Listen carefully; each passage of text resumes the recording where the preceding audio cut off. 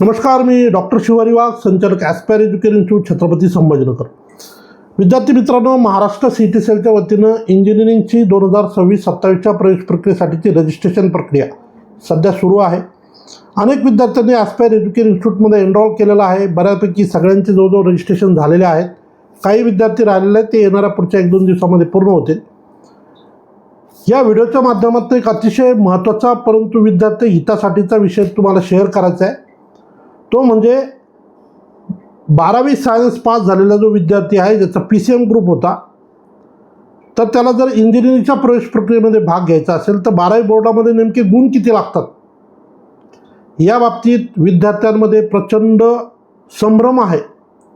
आज माझ्याकडे एक विद्यार्थी आलेला होता, ज्याचा आम्ही रजिस्ट्रेशन प्रक्रिया केली, व्हेरिफिकेशन त्याचं आज पार पडलं.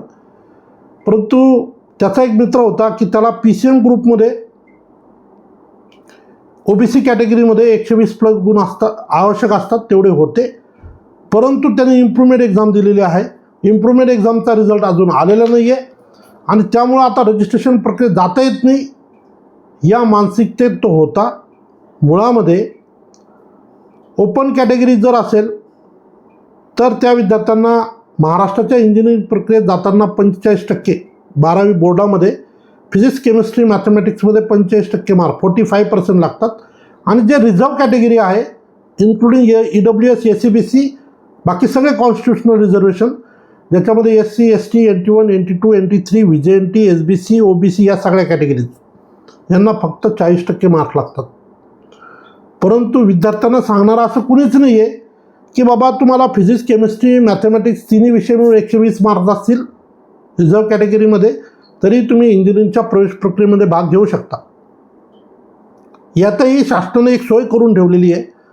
जर एखाद्या विद्यार्थ्याला फिजिक्स, केमिस्ट्री आणि मॅथ्स मिळून 120 मार्क नसतील तर फिजिक्स आणि मॅथ्स कंपल्सरी आणि ऑप्शनल सब्जेक्टमध्ये तो इतर जो विषय असतो, काही विद्यार्थ्यांचा होऊ शकतो IT असेल, काहींचा बायो असू शकतो, काहींचा कम्प्युटर सायन्स असेल, काहींचं इलेक्ट्रॉनिक्स असेल, जे की 200 मार्काचे विषय आहे, काहींचं मेकॅनिकल मेंटेनन्स असेल, तोही 200 मार्काचा सब्जेक्ट आहे. असे जर विषय असेल तर त्यापैकी एका विषयाचे मार्कसुद्धा या ठिकाणी ग्रुपिंग भरण्यासाठी काउंट करू शकतो. आणि मग जर समजा फिजिक्स, केमिस्ट्री, मॅथ मिळून 120 नसेल किंवा ओपनच्या कॅटेगरीच्या संदर्भाने 135 मार्क्स नसतील, म्हणजे 45%, तर तिथं हा ऑप्शनल सब्जेक्टचे मार्क काउंट करून आपण रजिस्ट्रेशन प्रक्रियेत जाऊ शकतो. रजिस्ट्रेशन झाल्यानंतर व्हेरिफिकेशन प्रक्रिया पूर्ण होते. व्हेरिफिकेशन प्रक्रिया झाल्यानंतर रितसर तुमचं पात्र यादीत नाव येणार आणि तुम्हाला तुमच्या CETच्या किंवा JEEच्या पर्सेंटाईलवर महाराष्ट्रामध्ये इंजिनिअरिंग प्रक्रियेमध्ये ॲडमिशनसुद्धा मिळणार. या पद्धतीची पहिली केस माझ्याकडं 2019ला आली होती. त्यावेळेस आपण त्या मुलीची म्हणजे ते जो महिनाभर ते पेरेंट्स परेशान होते आणि त्यानंतर आपण त्यांना सगळे ब्राउचरमधल्या गोष्टी दाखवून त्यांचं समाधान केलं. ते पार अगदी डोनेशन देऊन पुण्याला सुद्धा काही कॉलेजेसला व्हिजिट करून आले होते आणि त्याही कॉलेजवाल्यांनी त्यांना सांगितलं होतं की तुमचं ॲडमिशन होत नाही. परंतु महाराष्ट्र CET सेलच्याच ब्राउचरमध्ये जे नियम दिलेले आहेत त्यानुसार आपण त्यांना ते मार्गदर्शन केलं. त्या मुलीचं त्यावेळेस ॲडमिशन झालं, ती ऑलरेडी पासआउट झाली. आज चांगलं पॅकेज तिचं आहे. थोडक्यात सांगायचा विषय असा आहे की महाराष्ट्र राज्याच्या प्रवेश प्रक्रियेमध्ये भाग घेत असताना ज्या मुलांना असं वाटतंय की माझा ग्रुप भरत नाही, त्यांनी नक्की मला संपर्क करा. त्यांची मार्कशीट मला व्हॉट्सअप करा 12वीची. त्याच्यामध्ये जे काय मार्क्स आहेत मुलांचे ते पाहून मी निश्चितपणे तुम्हाला सांगेल तुम्हाला रजिस्ट्रेशन प्रक्रियेत जाता येतं की नाही जाता येत. मोस्टली जाताच येतं, कारण ऑप्शनल सब्जेक्टमध्ये बऱ्याचदा मुलांना मार्क्स असतात. फिजिक्स, मॅथ्स कंपल्सरी आणि ऑप्शनलमध्ये केमिस्ट्रीच्या जागेवर तुम्ही बायो घ्या. IT असेल, IT, इलेक्ट्रॉनिक्स असेल तर 200 पैकी असतो.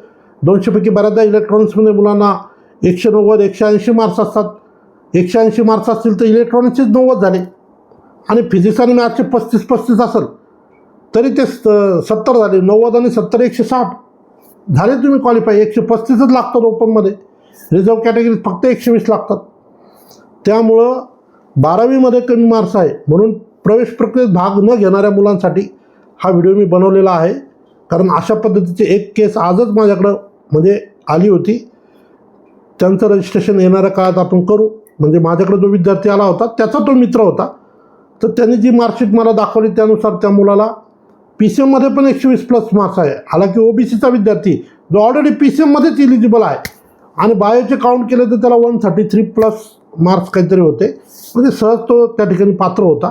परंतु माहिती नसल्यावर मुलांचं नुकसान होतं, म्हणून मी तुम्हाला या ठिकाणी आवर्जून सांगतोय. पण अजून एक छोटासा विषय याच्यात ॲड करतो. ज्या मुलांनी इम्प्रूव्हमेंट एक्झाम दिलेली आहे, ज्यांना इंजिनिअरिंगच्या प्रवेश प्रक्रियेत आता जायचं आहे, पण इम्प्रूव्हमेंट एक्झामचा निकाल अजून लागलेला नाही आहे, मग अशा परिस्थितीत काय, तर आत्ता तुम्ही आहे त्या मार्कशीटवर रजिस्ट्रेशन करा, व्हेरिफिकेशन करा. नंतर तुमच्या स्क्रुटिनी सेंटरवर जाऊन, व्हेरिफिकेशन सेंटरवर जाऊन जेव्हा आता तुमचा इम्प्रूव्हमेंटचा रिझल्ट येईल तेव्हा तुम्ही ते मार्क्स तुमचे त्या ठिकाणी अपडेट करू शकता. म्हणजे आलेली नवीन मार्कशीट जर मार्क वाढून आली, कारण आपण इम्प्रूव्हमेंट एक्झाम दिलेली आहे आणि नवीन मार्कशीट जर तुमची मार्क वाढून आलेली आहे तर तुम्हाला ते गुणसुद्धा अपडेट करण्याची सुविधा त्या ठिकाणी उपलब्ध असते. त्यामुळं ज्यांचे मार्क्स भरत नाही असे जे संभ्रमात आहेत, कृपया आपले मार्क्स एकदा टोटल चेक करा. PCMचा ग्रुप भरत नसेल तर बायो किंवा जे ऑप्शनल सब्जेक्ट आहेत त्याचे ॲड करून ग्रुप भरतो का हे बघा. आणि अगदी रजिस्ट्रेशनला आता केवळ 2 दिवस उरलेले आहेत.